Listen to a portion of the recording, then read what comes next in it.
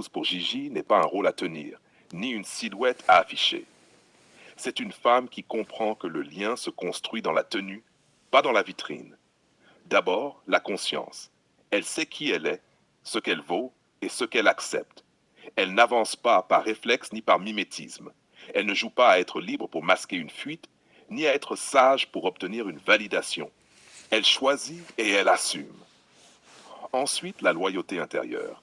Pas seulement la fidélité des actes, mais celle de l'esprit. Elle ne nourrit pas d'ambiguïté, ne sème pas de double message, ne crée pas de scènes inutiles. Elle sait que provoquer n'est pas séduire, et que le respect silencieux pèse plus que 1000 démonstrations. Une bonne épouse pour Gigi possède une stabilité émotionnelle. Elle parle quand il faut parler, se tait quand le silence protège et n'utilise jamais l'émotion comme une arme. Elle ne dramatise pas pour exister. Elle construit pour durer. Il y a aussi l'élégance, mais pas celle des vêtements. L'élégance de l'attitude. Savoir être digne dans l'intimité, digne en public, digne en l'absence de l'autre. Comprendre que chaque geste engage, que chaque choix laisse une trace. Elle respecte la vision.